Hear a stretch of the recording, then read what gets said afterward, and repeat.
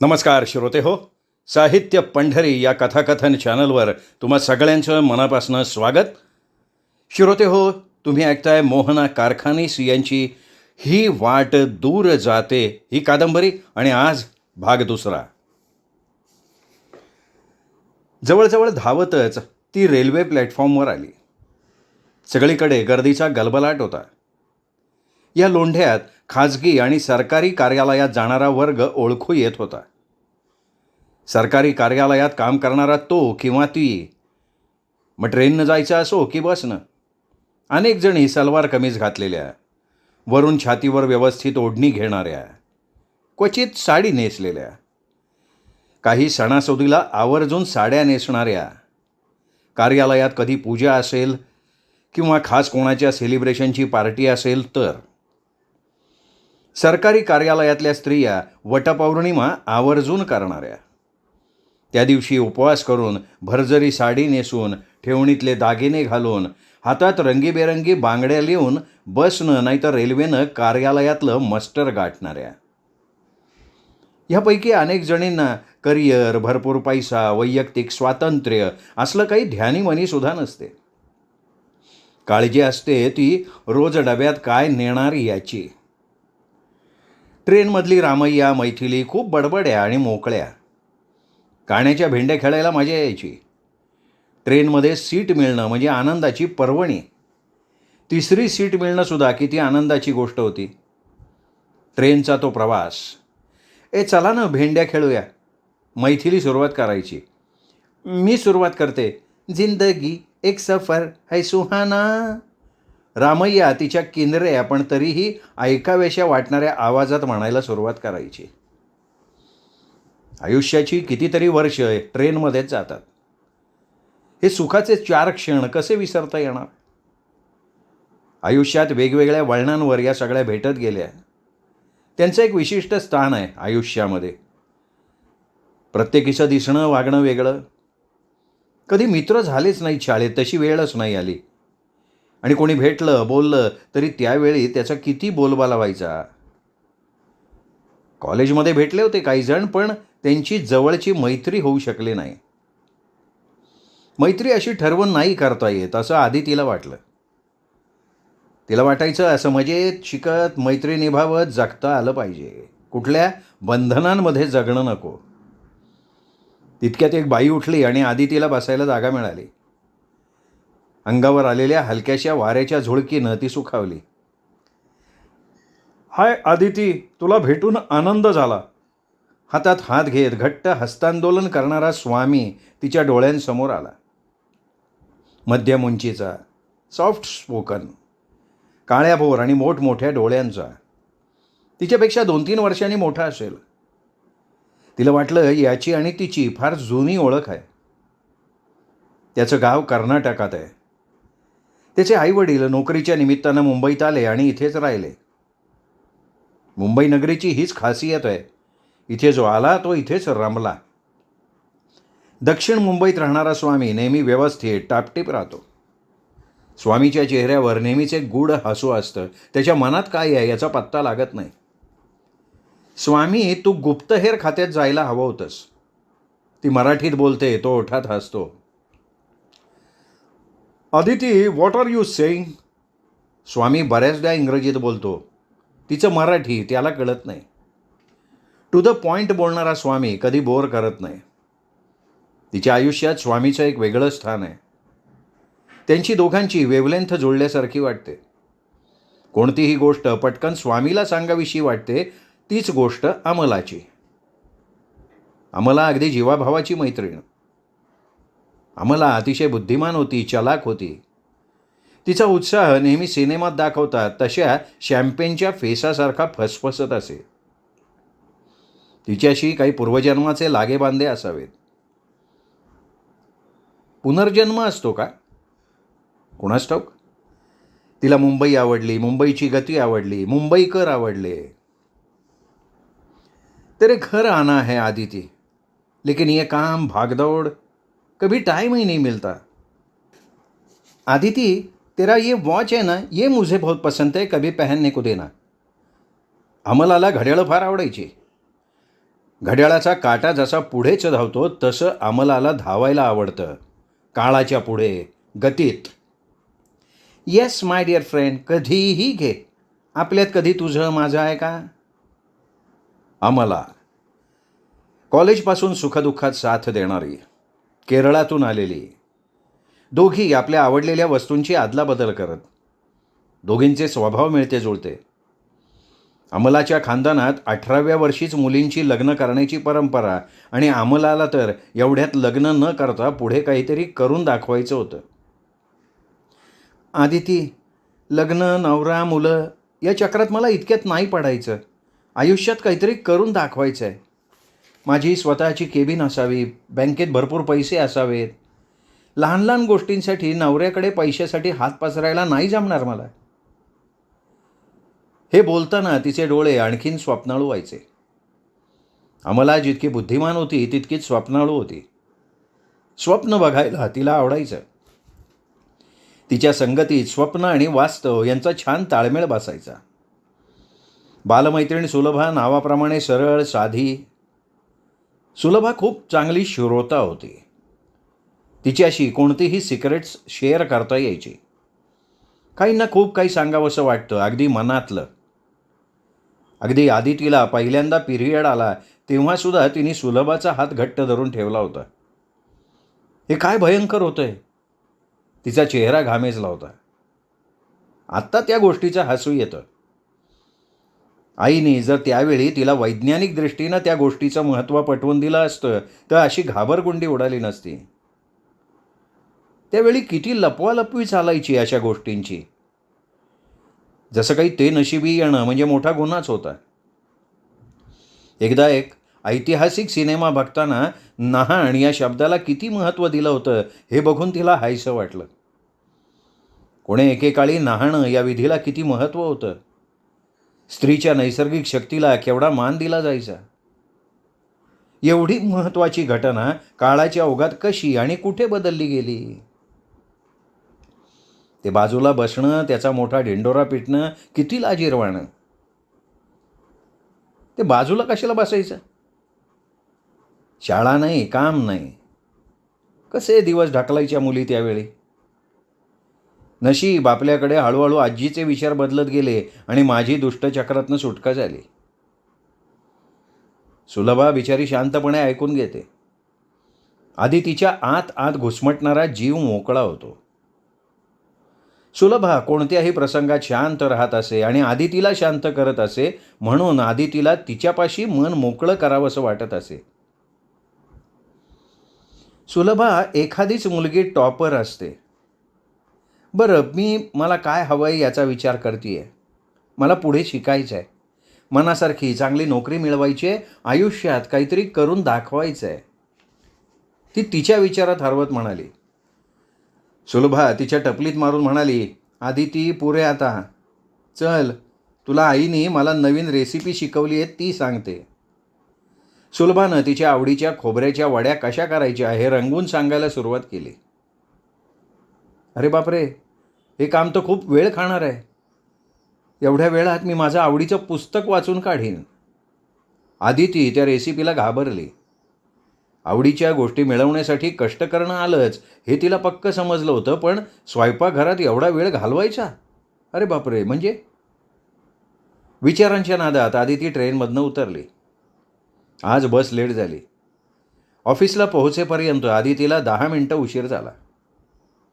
तिचं ऑफिस म्हणजे Jessica beauty products या कंपनीचं ऑफिस. मुंबईत नरिमन पॉईंटच्या एका आलिशान इमारतीत 3ऱ्या मजल्यावर होतं ऑफिस. आदिती लिफ्टसाठी थांबली नाही. एकेका उडीत 2-2 पायऱ्या चढत ती ऑफिसमध्ये आली तेव्हा तिचा चेहरा लाल झाला होता. बाहेर टाईपरायटर बडवत बसणाऱ्या स्टाफच्या नजरा तिच्याकडे वळालेल्या तिला कळत होत्या. त्यांना चुकवत ती तिच्या जागेवर पोचली.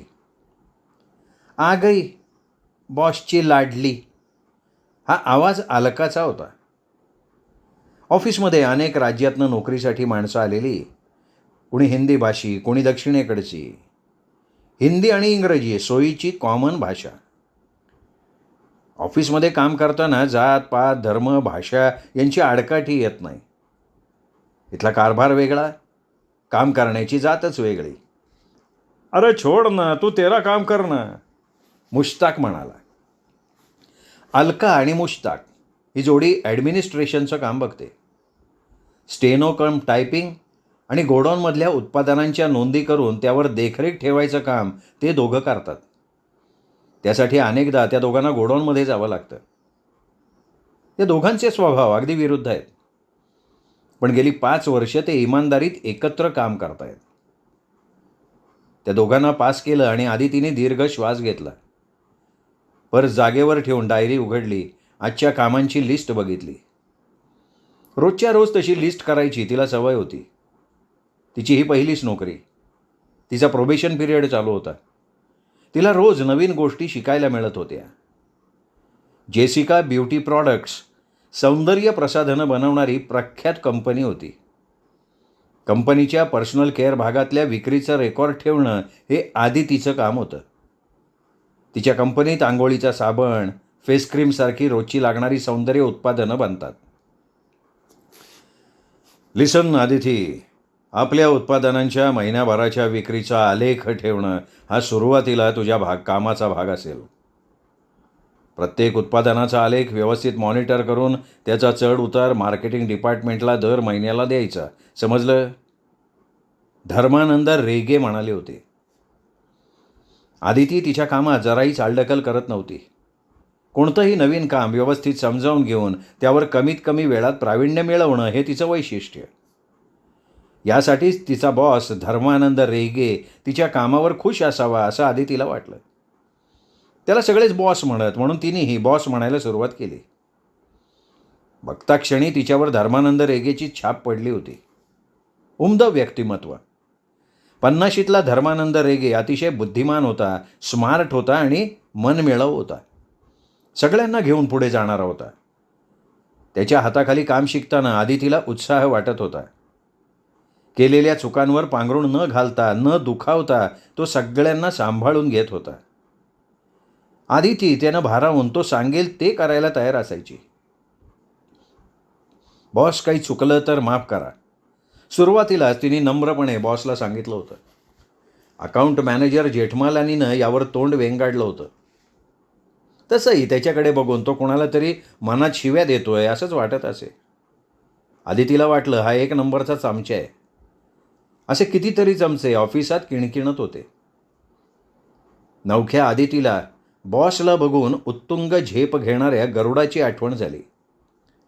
तिच्या शाळेत प्रिन्सिपल मॅडमच्या ऑफिसमध्ये मोठ्या पृथ्वीचा गोल असे आणि त्या गोलाशेजारी एक मोठा रुबाबदार पंख पसरलेला, झेप घ्यायच्या तयारीत असलेला गरुड होता.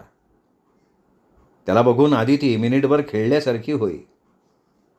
सेल्स रेकॉर्ड चेक करताना आदितीला निकिताची मदत होई. निकिता, इकडे येतेस का गं माझ्या क्युबिकलमध्ये? तिने निकिताला हाक मारली. ही निकिता तिच्यानंतर 2 आठवड्यांनी कंपनीत नोकरी लागली होती. निकिता स्मार्ट आहे, पण कमालीचा ॲटिट्यूड आहे तिला. नसलेलं आहे असं दाखवणारी. दोघींच्या स्वभावात किती फरक. पण दोघींना एकत्र विन्झॉल आणि चमको या उत्पादनांवर काम करायला लागत होतं. दुसरा काही पर्यायच नव्हता. आज पण उशीर झाला तुला. बॉसनी 2दा विचारलं मला तुझ्याबद्दल. निकिता तिचा आखूड स्कर्ट सावरत आदितीच्या क्युबिकलमध्ये येत म्हणाली. आधुनिक फॅशनच्या सगळ्या तारा तिला ज्ञात होता. वो सब छोड रे. मला विन्झॉल साबणाच्या गेल्या आठवड्यातल्या जाहिरातींचा आलेख काढून दे. विन्झॉलच्या विक्रीच्या आकड्यात थोडी गडबड दिसतेय. बॉसने विचारलंच तर ही सगळी माहिती आधीच तयार ठेवलेली बरी. आदितीला काम संपवायची घाई झाली होती. देते काढून आत्ता. अगं, विन्झॉलची जाहिरात डार्लिंग अरमानकडनं गेली आहे ना, त्यामुळे गडबड होणारच. काय? विन्झॉलची जाहिरात आता अरमान करत नाही? आदितीला ही माहिती नवीन होती. आदिती, जाहिरात बघ जा. गॉसिप ऐक. अरमानची गर्लफ्रेंड विन्झॉलच्या जाहिरातीच्या प्रोड्युसरची बेटी आहे. म्हणजे होती. आता त्यांचं बी नसलं आहे. म्हणजे साहजिकच अरमानच्या हातून ती मोठी जाहिरात गेली. आहेस कुठे तू? या अरमानच्या कधी नाही ते वैतागत पुटपुटत आदितीने दुसऱ्या उत्पादनाचा आलेख उघडला. या मॉडेल्सची 100 लफडी आणि भानगडी. त्यामुळे आमची डोकेदुखी वाढते, त्याचं काय? सगळंच अशक्य वाटतं. मॅडम चहा आणू का?" कॅन्टीनचा छोटू विचारत होता. "नाही, आज चहा नको, कॉफी आण मस्त कडक." तिला थोडा चेंज हवा होता. "खायला काय आणू?" त्याने आपुलकीनं विचारलं. आदितीला भुकेची जाणीव झाली. "छोटू, तू किती गोड आहेस रे. आण, एक एग टोस्ट आण." "आदिती, आदिती," अनिल हाक मारत होता. अनिल तिला सिनियर. निकिता करत असलेलं काम पूर्वी अनिल करत असे, त्यामुळे कधी गरज पडल्यास तो तिला मदत करत असे. आदिती या कंपनीत नोकरीला लागल्यापासून, अगदी पहिल्या दिवसापासून तो तिच्याशी नको इतका मोकळेपणानं वागतो. कधी कधी तो फ्लर्ट करतो. पण त्याच्या फ्लर्ट करण्याच्या स्वभावाची सवय होत चालली होती तिला. जोपर्यंत त्याचा काही विशेष त्रास होत नाही, तोपर्यंत ती त्या गोष्टीकडे कानाडोळाच करणार होती. अनिलसारख्या माणसांना कसं हँडल करायचं याचा विचार करून ती सावधपणे वागत होती. "काय झालं रे अनिल? कुठे आग लागली आहे?" तिने वर न बघता विचारलं. "आग लागलेली नाही आहे, पण तू मला ओ नाही दिलीस तर माझ्या काळजात मात्र आग लागेल." तो तिच्या चेहऱ्याकडे एकटक बघत म्हणाला. "झालं का तुझं सुरू?" "अनिल, अरे तुला काही कामधंदा नाही आहे का रे? हे बघ, सध्या पेट्रोल खूप महाग झालं आहे आणि मला तुझ्या हाकेला ओ द्यायला अजिबात वेळ नाही आहे. मला काम करून दिलंस तर कृपा होईल." ती सडेतोड म्हणाली. "नको गं नको, माझं काळीज असं तोडू नकोस ग प्रिये." अनिल नाटकीपणानं बोलला. याला कितीही फटकारलं तरी हा सुधारायचा नाही. पण हुशार आहे, त्याच्या कामात तरबेज आहे. आपल्याला कामाशी मतलब. "मॅडम, कॉफी आणि तुमचा आवडता एक टोस्ट." छोटू टेबलावर खाद्यपदार्थाचा ट्रे ठेवत म्हणाला. "छोटू, माझ्याकडून या अनिल साहेबांना सुद्धा एक कॉफी दे आज." अनिलचा पिच्छा सोडवण्यासाठी ती म्हणाली. "शुक्रिया शुक्रिया शुक्रिया." अनिल नाटकीपणानं वाकत त्याच्या जागेवर निघून गेला. कामाच्या व्यापात दिवसाची संध्याकाळ कशी झाली आदितीला कळलंच नाही. "आदिती, माझ्या केबिनमध्ये ये 5 मिनटं." संध्याकाळी ती जायला निघाली असताना बॉसनी बोलवलं. "हा पेपर घे. हा भरून 2 दिवसात कॉलेजमध्ये अर्ज कर, समजलं?" तिच्या पुढे एक जाडजूड 3-4 पानी फॉर्म ठेवत बॉस म्हणाला. फॉर्म बघताच आदितीचे डोळे चमकले. "Many many thanks. कोणत्या शब्दात तुमचे आभार मानू?" "माझे आभार मानू नकोस. फॉर्म भर, ॲडमिशन घे आणि पुढचं शिक्षण चालू कर. You understand?" "पुढची सगळी फॉर्मॅलिटी मी पूर्ण करेन." "ओके."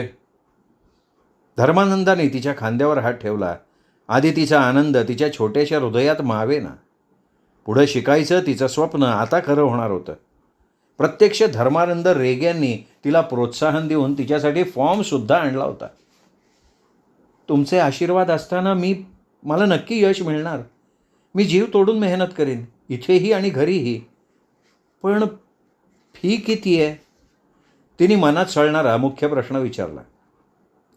"अगदी तुझ्या पगारातून तुला भरता येईल एवढी फी आहे. नथिंग टू वरी. हे बघ, 2 वर्षांचं लोन कंपनीकडनं मिळेल.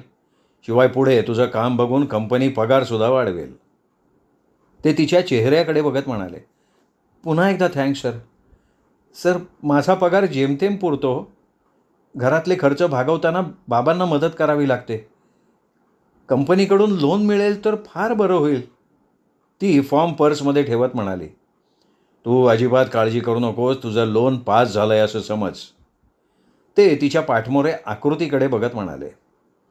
ऑफिसमधनं बाहेर पडताना आज तिला मनोमन हसू येत होतं. तिचे स्वप्न लवकरच पूर्ण होणार होतं. तिला वाटलं सगळ्यांना ओरडून सांगावं, लवकरच मी पदव्युत्तर शिक्षण घेणार आहे, तेही नोकरी करून. मला खूप शिकायचं आहे आणि ती संधी समोर चालून आली आहे. तिच्याही नकळत ती गुणगुणायला लागली.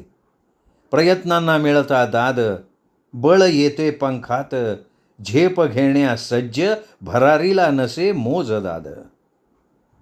बस, ट्रेनमध्ये तिच्या डोक्यात तेच विचार चालू होते.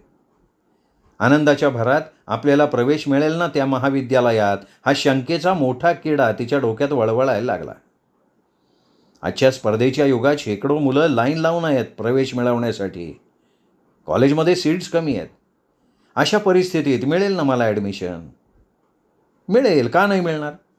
एवढे चांगले गुण आहेत. शिवाय माझी गुणवत्ता दाखवणारं बॉसचं प्रशस्तीपत्रक आहे. घरी पोचेपर्यंत तिच्या मनातल्या शंका पुसून गेल्या. तिचं घर एका साधारण रंगरूप असलेल्या वय झालेल्या इमारतीत होतं. वयोमानानं इमारतीचा रंग उडत चालला होता. इथली माणसंही बदलत होती, वृत्ती बदलत होत्या. बाईकडे बाई म्हणून बघायची विचित्र मानसिकता वाढत होती. सात्विकता, साधेपणा सोडून चालले होते. बिल्डिंगमध्ये शिरता शिरता तळमजल्यावरच्या घरातनं कोणीतरी तिच्याकडे बघून खाकरलं. शी, काय माणसं आहेत. तिचा मूडच खराब झाला. मुलगी दिसली की यांची विकृती जागी झालीच.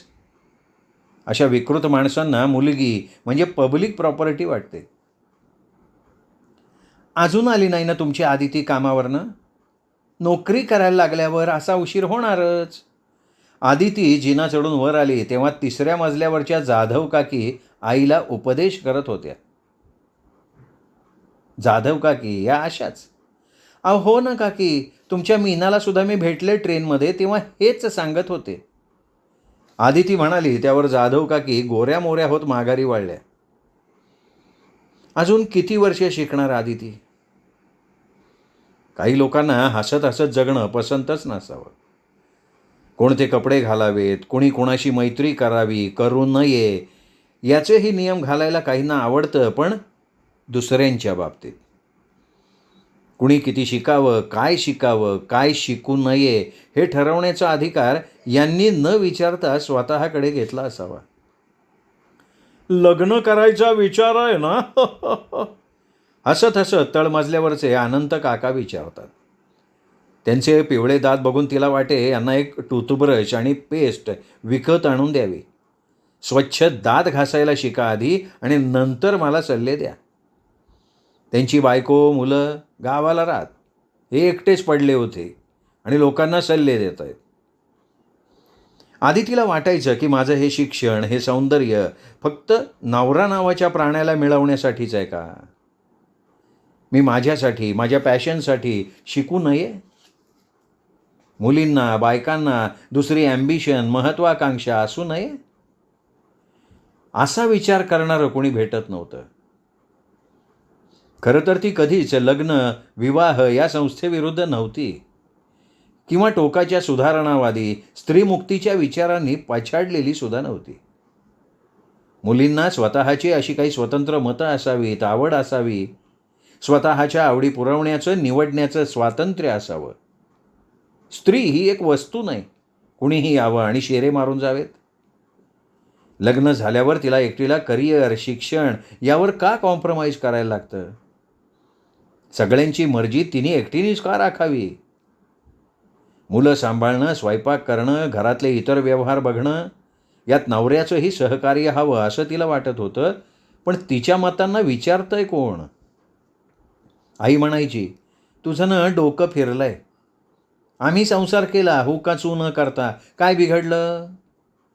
आई, अगं तिथेच तर आपलं चुकतं. आता तू शिकवणार का काय बरोबर आणि काय चूक?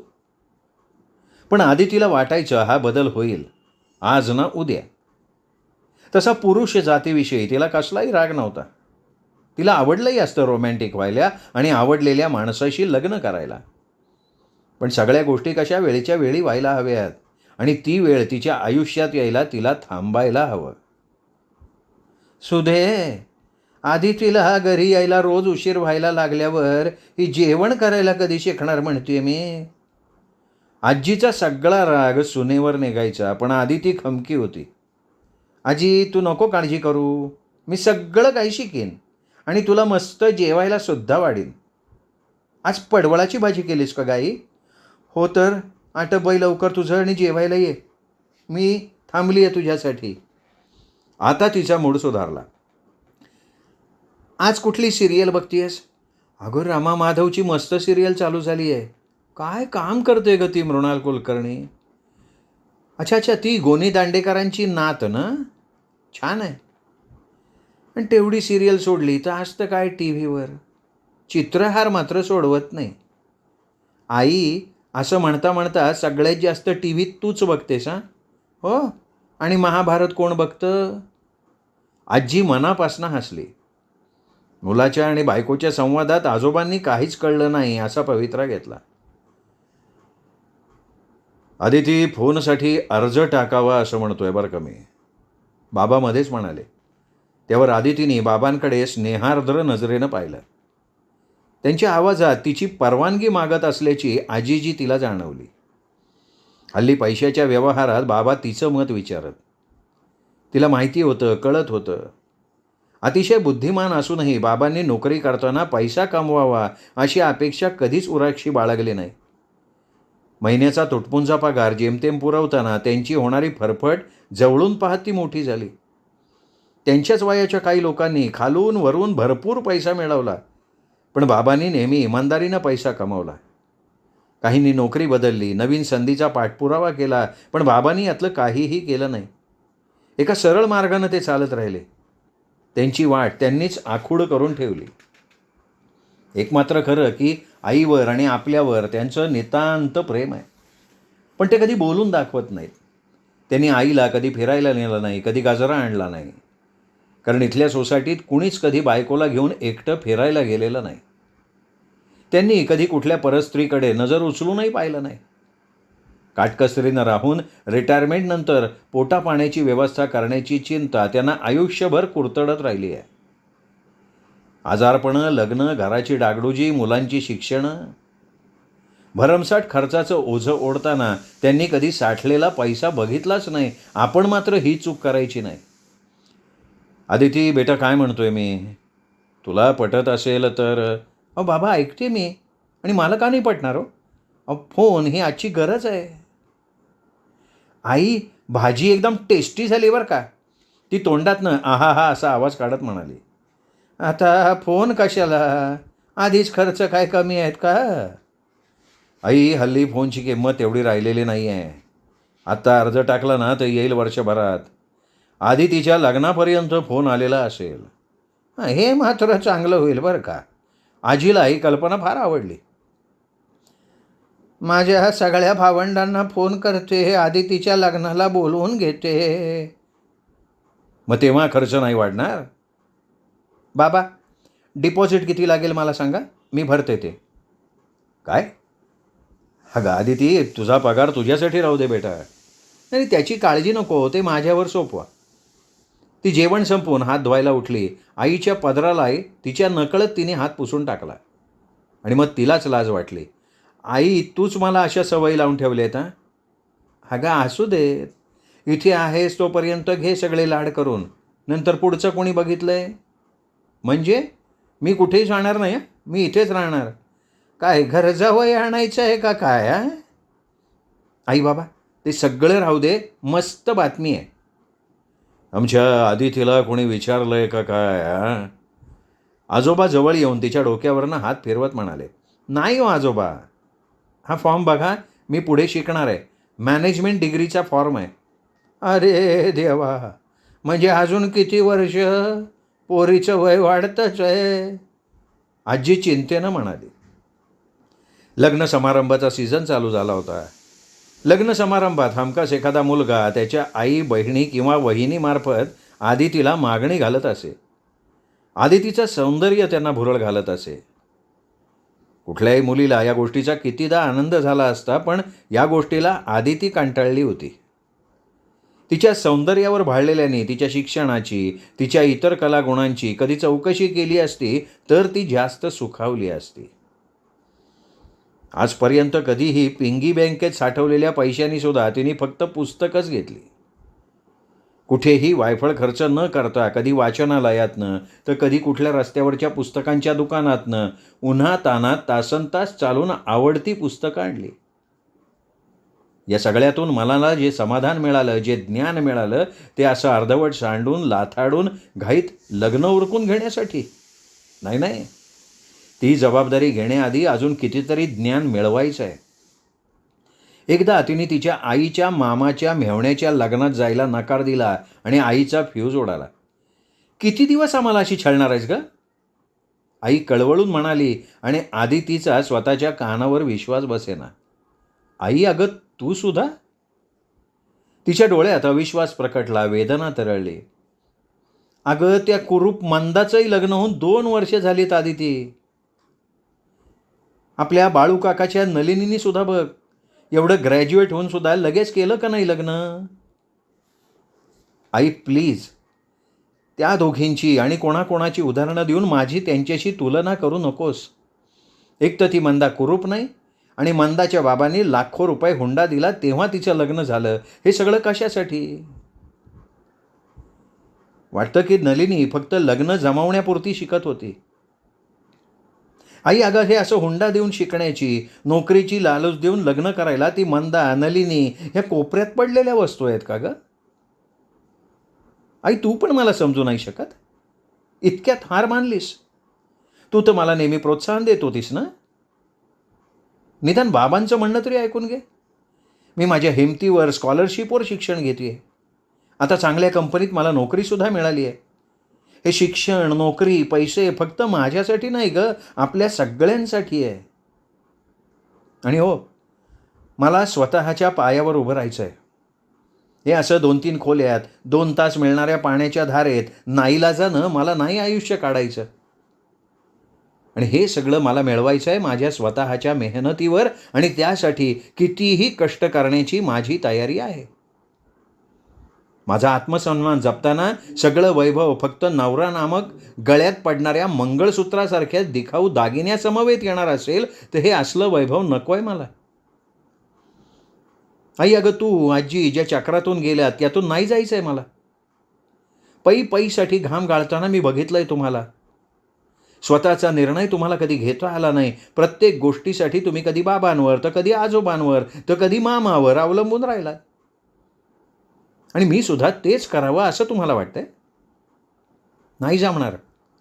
माझे निर्णय मला स्वतःला घ्यायला आवडतील. मी स्वतःला तेवढी स्ट्रॉंग करेन, मजबूत करेन. लोकांच्या, समाजाच्या, नातेवाईकांच्या दबावाला बळी पडणार नाही मी. माझी वाट मी स्वतः शोधून काढेन, आणि त्यासाठी कितीही कष्ट पडले, प्रवाहाच्या विरुद्ध जायला लागलं तरीसुद्धा मी ते करून दाखवीन. आदिती तिच्या मतांशी ठाम होती. अगं, आता गप्प का? उत्तर का देत नाही आहेस? आई विचारत होती. 3 वर्ष. आई, बाबा, ही पदव्युत्तर डिग्री मिळाली की बघा, मला कसला सॉलिड अनुभव मिळेल. शिवाय या पदवीच्या जोरावर मला प्रमोशन मिळायला सोपं जाईल. तसं माझं काम बघून मला बढती मिळू शकते, पण मला खात्री आहे की ही पदवी माझ्या पुढे जाण्याची एक शिडी आहे. आई आणि आजीच्या चेहऱ्यावरची नाखुशी स्पष्ट दिसत असतानाही तिने त्याकडे दुर्लक्ष केलं. ते सगळं ठीक आहे गं, पण फीचं कसं जमवणार आहेस? बाबा, ऑफिसकडनं लोन मिळणार आहे मला. आदिती कर्ज घेणार हे ऐकून सगळ्यांचे चेहरे काळवंडले. आदितीच्या डोळ्यात मात्र फुलपाखरं नाचत होती. मागच्या आवर्ताना आईला आदिती लहान असतानाची आठवण आली. पहिल्यापासनं ही अशीच एकपाठी, जिद्दी, मेहनती. तेव्हापासून विमानं जमवायची हौस असलेली. बाकीच्या मुली बाहुल्यांशी खेळायच्या, ही बाहुल्यांना विमानात बसवायची. मला विमानात बसायचं आहे म्हणायची. त्या काळी विमानं फक्त हिंदी सिनेमात बघितलेली. हिला विमानांची इतकी हौस कशी ते कळेना. हिला मातीत खेळायला आवडायचं, माती आवडायची. पण पायाला माती लागली की स्वच्छ धुवून घ्यायची पाय. अगदी 2-3 वर्षांची असल्यापासून रात्री झोपताना कपडे बदल म्हणून मागे लागायची. देवाची प्रार्थना करताना, देवा मला खूप शिकायची बुद्धी दे असं म्हणत राहायची. एकदा आजीने, अगं, तू एवढी शिकलीस तर नवरा शिकलेला मिळेल का असं म्हटल्यावर रागावून कोपऱ्यात जाऊन बसली होती. नवऱ्याला माझ्या इतकी शिकलेली बायको मिळेल का असं म्हणत होती. हिचं सगळं जरा निराळच. तशी मलाही खूप शिकायची आवड होती, पण यांच्याशी लग्न जमलं आणि शिक्षणाला रामराम ठोकला तो काय आमचा. विठ्ठल काकांनी पुढे शिकण्याविषयी खूप समजावलं. ते स्वतः कॉलेजात प्रोफेसर होते, पण मलाच शिकायची हिंमत झाली नाही. त्यावेळी ठामपणे कोणता निर्णय घेताच आला नाही. मग मुलं, संसार यातच आयुष्य पहिलं तीराला आलं. शिकण्याची हौस तशीच राहिली कडी कुलपात, मनातल्या मनात. पोरी, मला समजतंय ग तुझ्या मनात काय चाललंय. तुला शिकायचं आहे ना, खूप शिक. पैशाची अडचण आली तर बघू. अगदी तशीच वेळ आली तर माझे उरलेले 2-4 दागिने येतील कामी. मागचं आवडताना आईचं मतपरिवर्तन होत होतं, पण मग नातेवाईक काय म्हणतील, समाजाचं काय, त्यांना कसं तोंड द्यायचं, जास्ती शिकली तर नवरा कसा मिळेल, या बाबतीत मात्र तिला काहीही ठरवता येत नव्हतं. तिच्या विचारांच्या बाणाची दिशा मागे पुढे होत होती. श्रोते हो, हा होता मोहना कारखानीस यांच्या ही वाट दूर जाते या कादंबरीचा दुसरा भाग, तिसरा भाग उद्या. तोपर्यंत नमस्कार मित्रो.